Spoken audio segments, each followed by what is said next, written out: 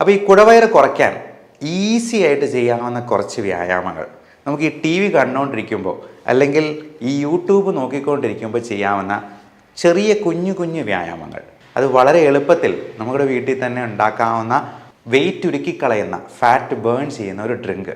ഇത് വയറ് കുറയാൻ മാത്രമല്ല കേട്ടോ, നമ്മുടെ ഉള്ളിലുള്ള കാർബൺ ഡൈ ഓക്സൈഡിൻ്റെ അളവ് പരമാവധി കുറയ്ക്കാനായിട്ടും പ്രത്യേകിച്ചും റെസ്പിറേറ്ററി ഫെയിലിയർ ഉള്ള പേഷ്യൻസിന് നമ്മളിത് പറഞ്ഞു കൊടുക്കാറുണ്ട്. മധുരം, ബേക്കറി സാധനങ്ങൾ, മൈദ അടങ്ങിയത്, പിന്നെ കപ്പ, ചേന, ചേമ്പ് പോലുള്ള കിഴങ്ങ് വർഗ്ഗത്തിൽപ്പെടുന്നത് എല്ലാം നല്ല പോലെ സ്റ്റാർച്ചും കാർബോഹൈഡ്രേറ്റും കൂട്ടുന്നതാണ്. കുടവയർ കുറയ്ക്കുക എന്നുള്ളത് എല്ലാവരുടെയും അത്യന്താപേക്ഷിതമായിട്ടുള്ള ഒരു ആവശ്യമായി മാറിയിരിക്കുന്നുണ്ട്. കുടവയർ ഉണ്ടാക്കുന്ന ശാരീരിക പ്രശ്നങ്ങൾ വേറൊരു ഭാഗത്ത്, അതുമൂലമുണ്ടാകുന്ന നാണക്കേടും ബോഡി ഷെയ്മിങ്ങും വേറൊരു ഭാഗത്ത്.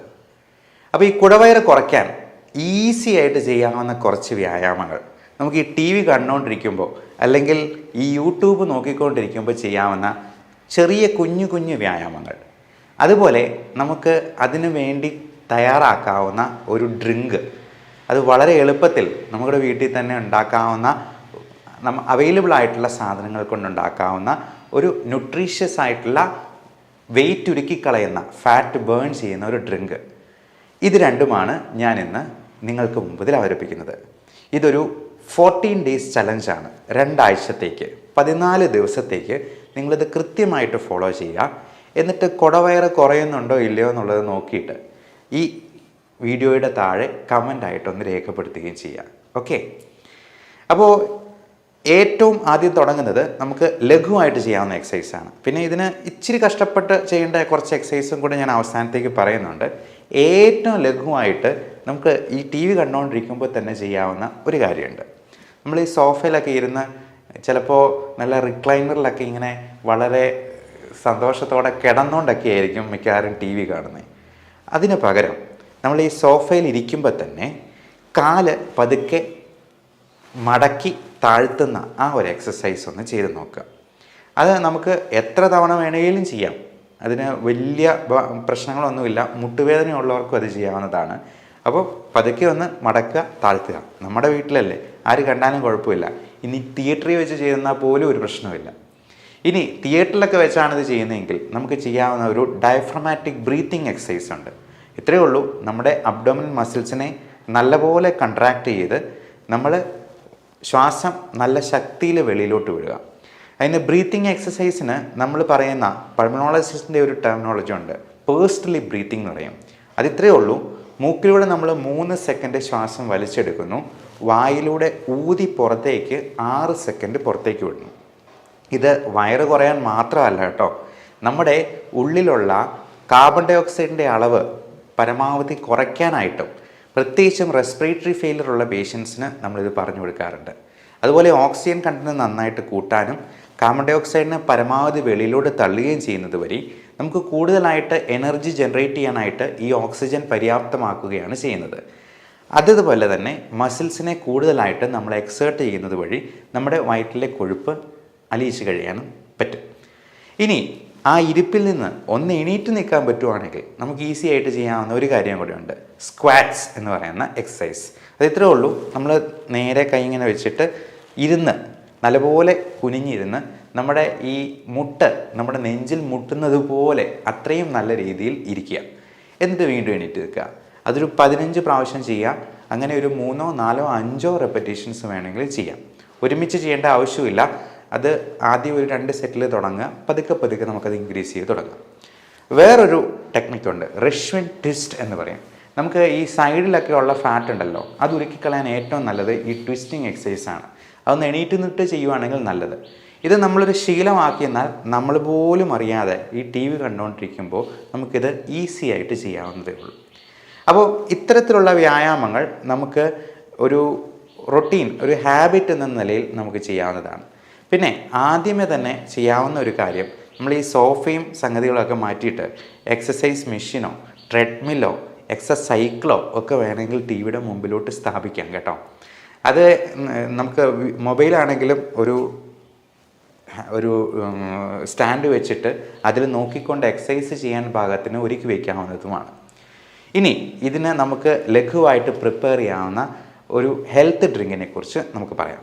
നമ്മുടെ ഓരോരുത്തരുടെയും ബോഡി ഷേപ്പ് തന്നെ പലതരത്തിലാണ് ഈ ഫാറ്റ് നടുവിലായിട്ട് ഡെപ്പോസിറ്റ് ചെയ്യുന്നത്. ചിലർക്ക് ആപ്പിൾ ഷേപ്പിലായിരിക്കും, പുക്കളുടെ മുകൾ ഭാഗത്തായിരിക്കും ഏറ്റവും കൂടുതൽ ഫാറ്റ് ഡെപ്പോസിറ്റ് ചെയ്യുക. ചിലർക്ക് പിയർ ഷേപ്പ് എന്ന് പറയും, അതായത് പുക്കളുടെ താഴ്ഭാഗത്തായിരിക്കും. അതുപോലെ പലതരത്തിലുള്ള ബോഡി ടൈപ്സ് ഉണ്ട്, എക്ടോമോർഫ്, എൻഡോമോർഫ് എന്നൊക്കെ പറഞ്ഞിട്ട്. അപ്പോൾ നമ്മൾ ഭക്ഷണം കഴിക്കുമ്പോൾ പ്രത്യേകമായിട്ട് ശ്രദ്ധിക്കേണ്ട ഒരു കാര്യം, നമ്മൾ സമയമെടുത്ത് ചൂ ചെയ്ത് കഴിക്കുക എന്നുള്ളതാണ്. നല്ലപോലെ ചവച്ച് ഓരോ ഉരുളയും ആസ്വദിച്ച് കഴിക്കുക എന്നുള്ളതാണ്. മൈൻഡ്ഫുൾ ഈറ്റിംഗ് എന്ന് പറയുന്നൊരു ടേം തന്നെ ന്യൂറോ സൈക്യാട്രിയിലുണ്ട്. മൈൻഡ്ഫുൾനെസ് എന്ന് പറയുന്നത് നമ്മുടെ ഓരോ മൊമെൻറ്റും നല്ലപോലെ എൻജോയ് ചെയ്ത് അതിനെ മനസ്സ് മുഴുവൻ എടുത്ത് എൻജോയ് ചെയ്യുക, ആസ്വദിക്കുക എന്നുള്ളതാണ് ഉദ്ദേശിക്കുന്നത്. നമ്മൾ ഭക്ഷണം കഴിക്കുന്നത് തിരക്കിട്ട് എന്തെങ്കിലും വാരി വലിച്ച് കഴിച്ച് വയറ് ഫുള്ളാക്കി, അത് മിക്കവാറും പൊറോട്ട പോലത്തെ എന്തെങ്കിലും ഫിക്സഡ് ഡെപ്പോസിറ്റ് പോലെ അടിച്ച് കയറ്റാവുന്ന എന്തെങ്കിലും സാധനമായിരിക്കും ഇടുക. അതങ്ങ് ഒഴിവാക്കുക. പകരം സമയമെടുത്ത് കഴിക്കാനായിട്ട് നോക്കുക. പിന്നെ വെള്ളം ധാരാളം കുടിക്കുക. ഓരോ പ്രാവശ്യവും ഭക്ഷണം കഴിക്കുന്നതിന് മുമ്പ് 2-3 ഗ്ലാസ് വെള്ളം കുടിച്ചെന്നാൽ നമുക്ക് അത്ര തന്നെ കാർബോഹൈഡ്രേറ്റിൻ്റെ അളവ് കുറയ്ക്കാൻ പറ്റും. പോരാത്തതിന് നമുക്ക് ഈ കാർബോഹൈഡ്രേറ്റിനെ പ്രോട്ടീൻ വെച്ചിട്ട് റീപ്ലേസ് ചെയ്യാനായിട്ട് പറ്റും. അതായത് എഗ് ഡയറ്റ്, നമുക്ക് മുട്ട കഴിക്കുന്നത്, മുട്ടയുടെ വെള്ള മാത്രം കഴിച്ചാൽ മതിയാവും. അത് നല്ലപോലെ ഫില്ലിംഗ് ആയിട്ടുള്ള ഒരു ഭക്ഷണമാണ്. മുട്ടയുടെ വെള്ള 2-3 എണ്ണം കഴിക്കാം. അപ്പോൾ അതുപോലെ തന്നെ ഇതിന് മുമ്പായിട്ട് മരുന്ന് പോലെ കഴിക്കേണ്ട ചില സാധനങ്ങളുണ്ട്. അതായത് 3 ഗ്ലാസ് വെള്ളത്തിനോടൊപ്പം ഒന്നെങ്കിൽ ഒരു കുക്കുംബർ, അല്ലെങ്കിൽ ഒരു ക്യാരറ്റ്, ബീട്രൂട്ട്, അധികം മധുരമില്ലാത്ത പഴങ്ങളായിട്ടുള്ള പേരയ്ക്ക, അങ്ങനെ എന്തെങ്കിലും വെച്ചിട്ടൊരു സാലഡ് നമുക്ക് ആദ്യമേ തന്നെ കഴിച്ച് വയറ് പകുതി ഫില്ലാക്കിയതിന് ശേഷം, അപ്പോൾ ഇതിന് വലിയ ടേസ്റ്റ് ഒന്നും ഇല്ലാത്തതുകൊണ്ടാണ് ഞാൻ പറഞ്ഞത് മരുന്ന് പോലെ കഴിക്കണമെന്ന്. നമ്മൾ ഗുളികയൊക്കെ കഴിക്കുന്നത് ഇഷ്ടമുണ്ടായിട്ടല്ലല്ലോ, ടേസ്റ്റും ഇല്ല. അപ്പോൾ അതുപോലെ തന്നെ കഴിക്കേണ്ട കുറച്ച് സാധനങ്ങളാണ് ഈ സാലഡ്. പിന്നെ നമുക്ക് അധികം കാലറി ഇല്ലാത്ത സാധനങ്ങൾ വെച്ചിട്ട് ടേസ്റ്റി ആയിട്ടുള്ള ഭക്ഷണ സാധനങ്ങൾ ഉണ്ടാക്കാം. അങ്ങനെയുള്ള കാര്യങ്ങളും ഡയറ്റും ഞാൻ മുമ്പ് പറഞ്ഞിട്ടുള്ളതാണ്. അപ്പോൾ അതുപോലുള്ള ഭക്ഷണ സാധനങ്ങൾ വെച്ച് ആദ്യമേ സാലഡ് നല്ലപോലെ കഴിച്ച് ചോറ് ഒരല്പം മാത്രം കഴിക്കുക എന്നുള്ളതാണ് ഏറ്റവും നല്ലത്. നമ്മളൊക്കെ അരിക്കുട്ടന്മാരും അരിക്കുട്ടിമാരുമാണെന്ന് പറയും. അപ്പോൾ ഈ അരിയാഹാരമാണ് നമുക്ക് വണ്ണം കൂട്ടാനായിട്ട് പ്രധാനപ്പെട്ട കാരണം. മധുരം, ബേക്കറി സാധനങ്ങൾ, മൈദ അടങ്ങിയത്, പിന്നെ കപ്പ, ചേന, ചേമ്പ് പോലുള്ള കിഴങ്ങ് വർഗ്ഗത്തിൽപ്പെടുന്നത് എല്ലാം നല്ല പോലെ സ്റ്റാർച്ചും കാർബോഹൈഡ്രേറ്റും കൂട്ടുന്നതാണ്. അത് വയർ കൂടാൻ വലിയൊരു കാരണമാണ്. അപ്പോൾ അത് പൂർണ്ണമായിട്ട് ഒഴിവാക്കുക. കപ്പയ്ക്ക് പകരം ചക്കയാക്കാം. ചക്ക മരത്തിൽ വളരുന്നൊരു ഫ്രൂട്ടാണ് എന്നുള്ളത് കൊണ്ട് അതിൽ നല്ല ഫൈബർ കണ്ടന്റ് ഉണ്ട്. ഇനി നമുക്ക് ഹെൽത്ത് ഡ്രിങ്കിലോട്ട് വരാം. സെലറി ഇല എന്ന് പറയുന്നത് നമുക്ക് വെജിറ്റബിൾ ഷോപ്പിലൊക്കെ കിട്ടുന്നതാണ്. ഇഞ്ചി, കറുവപ്പട്ട പൊടിച്ചത്. 4ാമത്തെ ഇൻഗ്രീഡിയൻറ്റ് ശകലം ഒരു ഉപ്പ്, അല്പം ആപ്പിൾ സിഡർ വിനേഗർ. ഏറ്റവും പ്രധാനപ്പെട്ട ഒരു സംഗതിയാണ് വെർജിൻ കോക്കനട്ട് ഓയിൽ, ചക്കിലാട്ടിയ പ്യുവറായിട്ടുള്ള കോക്കനട്ട് ഓയിൽ, വെളിച്ചെണ്ണ. അപ്പോൾ ഇത്രയും നമുക്ക് ആവശ്യത്തിനെടുക്കാം. ഓരോന്നിൻ്റെയും അളവ് നമുക്ക് തന്നെ ഏകദേശം നിശ്ചയിക്കാം. ഇഞ്ചി ഒത്തിരി എടുത്തിട്ടുണ്ടെങ്കിൽ അതിൻ്റെ ഒരു ചവർപ്പുണ്ടാവും. അതുപോലെ ഈ ഇലയാണെന്നുണ്ടെങ്കിലും നമ്മൾ അതിന് പറയുന്ന സെലറി ഇല എന്നാണ്, അത് പ്രത്യേകം ചോദിച്ചു വാങ്ങിക്കുക. അപ്പോൾ ഇത്രയും സാധനങ്ങളെടുത്ത് നമുക്ക് മിക്സിയിലിട്ട് അടിക്കുക. അടിച്ചതിന് ശേഷം ഈ അതിൽ ആപ്പിൾ സിഡർ വിനെഗറും ഗ്രീൻ ടീ നമുക്കല്ലാതെ തന്നെ പ്രിപ്പയർ ചെയ്ത് വെക്കുന്നത് ഉണ്ടാകാം. അപ്പം അതിൽ ആവശ്യത്തിന് വെള്ളവും ചേർത്ത്, ആവശ്യത്തിന് വെർജിൻ കോക്കനട്ട് ഓയിലും, ആവശ്യത്തിന് ഉപ്പും, ഒരു നുള്ളുപ്പും മതിയാവും. ഇത്രയും മിക്സിയിലിട്ട് അടിക്കുക. എന്നിട്ട് അരിച്ചിട്ട് നമുക്ക് അതിൻ്റെ ടേസ്റ്റിന് വേണമെങ്കിൽ ഷുഗർ ഫ്രീ ആഡ് ചെയ്യാം. ഷുഗർ ആയിട്ട് ആഡ് ചെയ്യാൻ പാടില്ല. ഏറ്റവും അഭികാമ്യം ഷുഗർ ഒന്നുമില്ലാതെ, ഷുഗർ ഫ്രീയും ഇല്ലാതെ നമുക്ക് ഡയറക്റ്റായിട്ട് കഴിക്കുന്നതാണ്. ആർട്ടിഫിഷ്യൽ 0 കാലറി സ്വീറ്റ്നറുണ്ട്. അത് ടേസ്റ്റ് ഒട്ടും അപ്പറ്റൈസിങ് അല്ല എന്ന് തോന്നുന്നവർക്ക് മാത്രം ഈ ഷുഗർ ഫ്രീ ഉപയോഗിക്കാവുന്നതാണ്. എന്നിട്ട് ഇത് ഒന്ന് ടേസ്റ്റ് ചെയ്ത് നോക്കുക. ഷുഗർ ഫ്രീ ആവശ്യമുണ്ടെന്നുണ്ടെങ്കിൽ കുറച്ചൊന്ന് ആഡ് ചെയ്യുക. ഇത് കുടിക്കുന്നത് വഴി നമുക്ക് നല്ല പവർഫുൾ ആൻറ്റി ഓക്സിഡൻസ് നമ്മൾ ശരീരത്തിലേക്ക് കടത്തിവിടുവാണ്. അതിൽ നല്ല ഫൈബർ കണ്ടൻ്റ് ഉണ്ട്. ഈ വെർജിൻ കോക്കനട്ട് ഓയിൽ എന്ന് പറയുന്നത് നമ്മുടെ ഉരുക്കിക്കളയാനായിട്ട്, ഫാറ്റ് ഉരുക്കിക്കളയാനായിട്ട് ഏറ്റവും നല്ലൊരു സംഗതിയാണ്. അതുപോലെ തന്നെയാണ് ഇതിലെ ഗ്രീൻ ടീയുടെയും അതുപോലെ ഈ ഇല അടങ്ങിയിരിക്കുന്നത് കൊണ്ട് അതിലുണ്ടായിരിക്കുന്ന വൈറ്റമിൻസും മൈക്രോ ന്യൂട്രിയൻസും എല്ലാം നമുക്ക് ഫാറ്റ് ഉരുക്കിക്കളയാനായിട്ട് നല്ലതാണ്. ഇത് ദിവസം 1-2 നേരം കഴിക്കാവുന്നതാണ്. അതുമാത്രമല്ല, നമുക്ക് ഈ ഫാറ്റ് ഉരുക്കിക്കളയാനായിട്ട് ചെയ്യാവുന്ന ഇച്ചിരി കഷ്ടപ്പെട്ടാണെങ്കിലും ചെയ്യാവുന്ന കുറച്ച് എക്സസൈസുകളുണ്ട്. നമ്മുടെ വയറിലെ റെക്ടസ് അബ്ഡോമിനസ് മസിൽസിനെ ഇപ്പം ചിലർക്കറിയാം, ചിലർ മെലിഞ്ഞിരുന്നാലും നല്ല വണ്ണമായിരിക്കും, എന്നാൽ ചിലർക്ക് നല്ല വണ്ണം ഉണ്ടെന്നുണ്ടെങ്കിലും ഒട്ടും വയറുണ്ടാകത്തില്ല. അപ്പോൾ ഈ വയറ് ഉണ്ടാകാതിരിക്കാനായിട്ട് നമ്മൾ ഈ റെക്ടസ് അബ്ഡോമിനസ് മസിൽസിനെ നല്ലപോലെ സ്ട്രെങ്തൻ ചെയ്തെന്നാൽ മാത്രമേ, അല്ലെങ്കിൽ അവനെ വർക്ക് ചെയ്യിപ്പിച്ചെന്നാൽ മാത്രമേ ഈ വയറ് നമ്മുടെ അരയ്ക്ക് ചുറ്റുമുള്ള കൊഴുപ്പ് ഒന്ന് പോകത്തുള്ളൂ. അപ്പോൾ അതിന് ഏറ്റവും നല്ല എക്സസൈസായിട്ട് പറയപ്പെടുന്നത് പ്ലാങ്ക് എക്സസൈസാണ്. പ്ലാങ്ക് എന്ന് പറഞ്ഞാൽ നിങ്ങൾക്ക് ഗൂഗിളിലൊക്കെ സെർച്ച് ചെയ്യുന്നാൽ അറിയാം. അത് നമ്മൾ കൈമുട്ട് നിലത്ത് കുത്തിയതിന് ശേഷം സ്ട്രെയിറ്റ് ആയിട്ട് നമ്മുടെ സ്പൈൻ വെച്ചിട്ട് പരമാവധി സമയം അങ്ങനെ നിൽക്കുക. ഒരു 30 സെക്കൻഡിൽ തുടങ്ങിയാൽ മതി. 30 സെക്കൻഡ് പതുക്കെ 1 മിനിറ്റ് ആക്കുക. മാക്സിമം 2 മിനിറ്റ് വരെ അത് ചെയ്താൽ മതി. അപ്പം നമ്മുടെ സ്പൈൻ നല്ല സ്ട്രെയിറ്റ് ആയിരിക്കണം.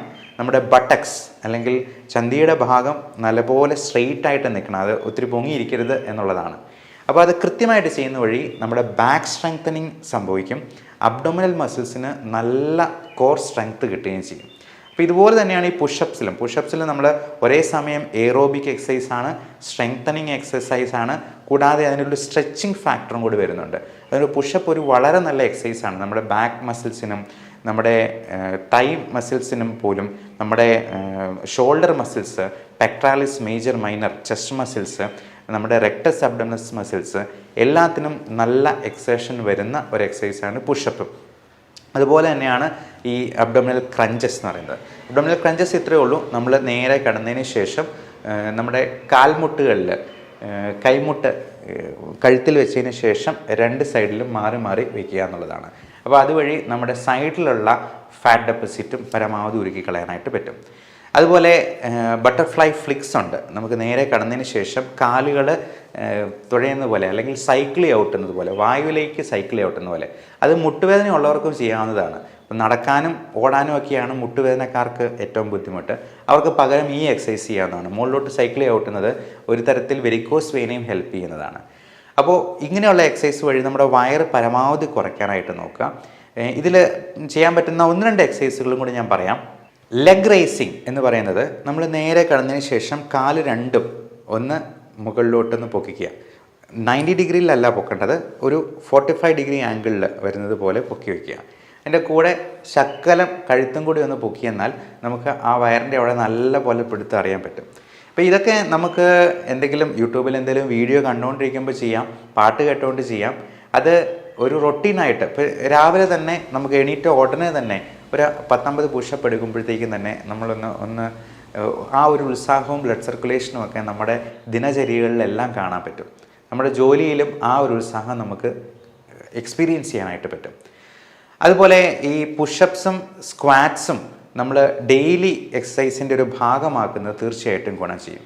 ഇത് എല്ലാം പല തുള്ളി പെരുവെള്ളം എന്ന കോൺസെപ്റ്റിലാണ് വർക്ക് ചെയ്യുക. നമ്മൾ ഒരു ദിവസം ഒരു 10 പുഷപ്പേ ചെയ്യാൻ പറ്റുന്നുള്ളൂ, മതി.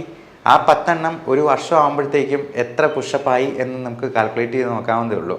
അപ്പം അത്രയും പുഷപ്പ് നമുക്ക് കിട്ടുന്നുണ്ടെങ്കിൽ അതുകൊണ്ട് തന്നെ വയറ് കുറഞ്ഞില്ലെങ്കിൽ പോലും കൂടാതെ നോക്കാമല്ലോ എന്നുള്ളതാണ് നമ്മളത് നോക്കേണ്ടത്. അപ്പോൾ എപ്പോഴും ഈ കോൺസെപ്റ്റ് ഓർക്കുക, പലതുള്ളി പെരുവെള്ളം. എപ്പോഴും നമുക്ക് മടി തോന്നുമ്പോൾ ജസ്റ്റ് ഡു ഇറ്റ് എന്ന് മനസ്സിൽ ഇടയ്ക്കിടയ്ക്കൊന്ന് ഉരുവിട്ടുകൊള്ളുക. അപ്പോൾ ഇത് ഭക്ഷണത്തിൻ്റെ കാര്യത്തിലാണെങ്കിലും എക്സസൈസിൻ്റെ കാര്യത്തിലാണെങ്കിലും നമ്മൾ നമ്മളെ തന്നെ മോട്ടിവേറ്റ് ചെയ്തുകൊണ്ട് നിൽക്കുക. അടുത്ത ഒരു എക്സസൈസ് എന്ന് പറയുന്നത് മൗണ്ടൻ ക്ലൈംബ്സ് എന്ന് പറയും. മൗണ്ടൻ ക്ലൈംബ് നമ്മൾ കുന്നു കയറാനൊന്നും പോകുന്നില്ല, നമ്മൾ നിലത്ത് കിടന്നുകൊണ്ട് തന്നെ ഇപ്പോൾ മൗണ്ടൻ ക്ലൈംബ് ചെയ്യുന്നത് പോലെ കാല് 2 സൈഡിലും മാറി മാറി നല്ലപോലെ മടക്കുക എന്നുള്ളതാണ്. അപ്പം മൗണ്ടൻ ക്ലൈംബ് ചെയ്യുന്നതിൻ്റെ അതേ എഫക്റ്റ് തന്നെ നമുക്ക് അവിടെ കിട്ടും. അതേപോലെ തന്നെ ഹൈ കിക്സ് ആണ് വേറെ ചെയ്യാവുന്നത്. അതായത് കാല് നല്ല ഉയർത്തി നമ്മൾ കൈ ഇങ്ങനെ വെച്ചിട്ട് നല്ല പോലെ ഒരു കിക്ക് വയ്ക്കുക, അല്ലെങ്കിൽ മുട്ടുകൊണ്ടാണെങ്കിലും നമ്മൾ മാറി മാറി 2 കാലുകളും നമ്മുടെ കൈപ്പത്തിയിൽ തൊടുന്നത് പോലെ ഓടുന്നത്, അതാണ് ഹൈ കിക്സ് എന്നതുകൊണ്ട് ഉദ്ദേശിക്കുന്നത്. അപ്പോൾ ഇങ്ങനെയൊന്നും പറ്റിയില്ലെങ്കിൽ നമുക്ക് ഇതിന് വളരെ അത്ഭുതങ്ങൾ ഉണ്ടാക്കുന്ന തരത്തിലുള്ള മരുന്നുകൾ ഇന്ന് അവൈലബിൾ ആണ് എന്നുള്ളതാണ് ഇതിനകത്ത് ഏറ്റവും പ്രധാനമായിട്ടുള്ളൊരു കാര്യം. ചിലർ പറയാണ്ട് എന്തൊക്കെ ചെയ്തിട്ടും വണ്ണം കുറയുന്നില്ല എന്നുണ്ടെങ്കിൽ നമുക്ക് അങ്ങനെയുള്ള മരുന്നുകളും ഉണ്ട്. അത് നമ്മുടെ ഭക്ഷണത്തിലെ ഫൈബർ കണ്ടൻറ്റ് കൂട്ടുന്ന രീതിയിലുള്ള ആൽഫ സൈക്ലോഡെക്സിൻ പോലുള്ള മരുന്നുകളുണ്ട്. അതുകൂടാതെ നമുക്ക് ഈ ഫാറ്റിൻ്റെ അബ്സോർപ്ഷൻ ഇൻഡസ്ട്രിയിൽ നിന്ന് അധികം ഉണ്ടാകാതെ ആ ഫാറ്റ് മുഴുവൻ നമ്മുടെ മലത്തിൻ്റെ കൂടെ പോകുന്ന എക്സ്ക്രീറ്റ് ചെയ്യുന്ന രീതിയിലുള്ള ഫാറ്റ് കില്ലിംഗ് ആയിട്ടുള്ള മെഡിസിൻസ് ഉണ്ട്. അത് ഒട്ടും അബ്സോർബ് ചെയ്ത് പോകത്തില്ല എന്നുള്ളത് കൊണ്ട് ഇത് മൊത്തം ഫാറ്റിലൂടെ പോകുന്നത് നമുക്ക് കാണാനും പറ്റും. ഇൻഡസ്ട്രീനിലൊക്കെ ഇപ്പം ചെറിയ ഓയിലി ആയിട്ടുള്ള സ്റ്റൂള് പോവുകയും ചെയ്യും. അപ്പം നമ്മൾ എന്തെങ്കിലും ഓയിലി ആയിട്ടുള്ള ഫുഡ് കഴിച്ചെന്നാലും അത് അബ്സോർബ് ചെയ്യാതെ ഫാറ്റ് മുഴുവൻ നമ്മുടെ മലത്തിലൂടെ തന്നെ പോകുന്ന തരത്തിലുള്ള മെഡിസിൻസും ഇന്നുണ്ട്. ഇതൊന്നും പറ്റാത്ത സെലിബ്രിറ്റീസൊക്കെ ആണെങ്കിൽ ലൈപ്പോസെക്ഷന് പോകാറുണ്ട്, അതുപോലെ ഗ്യാസ്ട്രിക് ബൈപ്പാസ് സർജറി ചെയ്യാറുണ്ട്. പക്ഷെ നമ്മൾ ഒരിക്കലും ഒരു സർജറിയിലോട്ട് പോവുക അത്രയ്ക്ക് മോർബിഡ് ഒബീസിറ്റി അല്ലെങ്കിൽ അഡ്വൈസബിൾ അല്ല. അതായത് BMI ഒരു 30-ലും കൂടുതലാണെങ്കിൽ തീർച്ചയായിട്ടും നമ്മൾ സർജറി കൺസിഡർ ചെയ്യും. അല്ലെങ്കിൽ ഈ ഗ്യാസ്ട്രിക് ബൈപ്പാസ് ഒക്കെ ചെയ്യുമ്പോൾ നമ്മുടെ ഇൻറ്റസ്റ്റൈനിൻ്റെ അല്ലെങ്കിൽ വയറിൻ്റെ കുറച്ച് ഭാഗങ്ങൾ ന്യൂട്രിയൻ്റ് അബ്സോർപ്ഷൻ ഇല്ലാണ്ടാകുന്ന രീതിയിൽ ചിലപ്പോൾ കുറഞ്ഞു പോകാറുണ്ട്. കാരണം നമ്മുടെ ആവശ്യത്തിനുള്ള പ്രോട്ടീൻസും ന്യൂട്രിയൻസും ഒക്കെ അബ്സോർബ് ചെയ്യാനായിട്ടുള്ള സ്പേസ് പോലും ഇല്ലാണ്ടാകുന്നത് കൊണ്ട് ചിലപ്പോൾ ഹൈപ്പോഗ്ലൈസീമിയോ അല്ലെങ്കിൽ ന്യൂട്രിയൻ ഡെഫിഷ്യൻസിയൊക്കെ ഇങ്ങനെയുള്ളവർക്ക് ലോങ് ടേമിൽ കാണാൻ സാധ്യതയുണ്ടെന്നുള്ളത് കൊണ്ട്, അതുപോലെ ലൈപ്പോസെക്ഷന് അതിൻ്റേതായിട്ടുള്ള ചിലപ്പോൾ സൈഡ് എഫക്ട്സ് ഉണ്ടാകാം. അതുകൊണ്ട് ആദ്യമേ നമുക്ക് ഇങ്ങനെയുള്ള ലൈഫ് സ്റ്റൈൽ മോഡിഫിക്കേഷൻ എല്ലാം നോക്കിയിട്ടും പറ്റിയില്ല എന്നുണ്ടെങ്കിൽ ഇതിനുള്ള മെഡിസിൻസ് നോക്കാം. ഒട്ടും പറ്റിയില്ല, മോർബിഡ് ഒബീസിറ്റിയിലേക്ക് പോകുകയാണെങ്കിൽ തീർച്ചയായിട്ടും സർജിക്കൽ ഓപ്ഷൻ നമ്മൾ തിരഞ്ഞെടുക്കേണ്ടി വരും. ഈ മെഡിക്കൽ പ്രാക്ടീസ് എന്ന് പറയുന്നത് ഒരു ചെസ്സ് കളിക്കുന്ന പോലെയാണെന്ന് പറയാം. നമ്മൾ ഒരുപാട് മാനദണ്ഡങ്ങൾ വെച്ചിട്ടാണ് ഒരു മരുന്ന് കൊടുക്കുക. സർജറി എന്ന് പറയുന്ന ക്യാരംസ് കളിക്കുന്ന പോലെയാണ്. നമ്മുടെ ഫൈൻ സർജിക്കൽ ഹാൻഡ് മൂവ്മെൻറ്റ്സ് ആണ് അതിനകത്ത് ഏറ്റവും നിർണായകമാവുക. ഏറ്റവും നല്ലൊരു സർജൻ ഒരു സർജൻ ആകുന്നത് എപ്പോഴാണെന്ന് ചോദിച്ചെന്നാൽ ഏത് പേഷ്യൻ്റാണ് സർജറിക്ക് സ്യൂട്ടബിൾ, ഏത് പേഷ്യൻ്റാണ് സർജറിക്ക് കത്തി വയ്ക്കാൻ പാടില്ലാത്തത് എന്ന് മനസ്സിലാക്കുന്നിടത്താണെന്ന് നമ്മുടെ പ്രൊഫസർ പറയുമായിരുന്നു. So everyone take care of your health. Thank you.